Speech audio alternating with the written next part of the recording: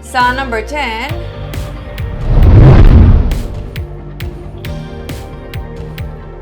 temporary road closure ang ipatuman sumugod Pebrero 5 tubtub 11 sa North Capitol Road kag portion sang Lacson Street para sa Bacolod Yet Festival. May report si Nico Delfin. Sumugod sa Lunes hasta Pebrero 11, temporaryo nga siradaan ng North Capitol Road sa kilid sang Capitol Lagoon nga among isa sa mga festival site sa Bacolod Yet Festival sa Bacolod. May temporary road closure man nga ipatuman halin sa intersection sang 5th Lacson Street kag 15th Lacson Street sa Pebrero 9 para sa natalana nga street dancing competition halin las 4 sang hapon. 6 ka grupo ang magapa-indis-indis. Gani liwat nga ipatuman sa Bacolod Traffic Authority Office ang one-way scheme para sa mga salakyan nga nagabiyahe pa norte sa Aguinaldo Street. Sa Dalan Gatuslao naman ang one-way scheme sa mga nagabiyahe pa sur.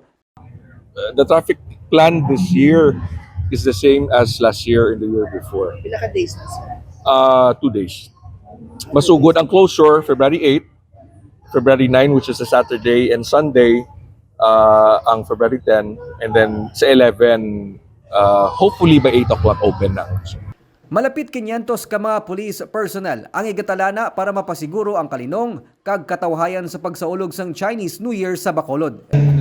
So 8 pa lang start na dira ang activation ng City Joint Operations Center. So amo na sa ang pinaka-sentro ng communication. So amo na sa para harmonize yung security safety na. Wala man ang presidente, so no cutting of signal. And that's why we have big police visibility, at least para ma-discourage ang mga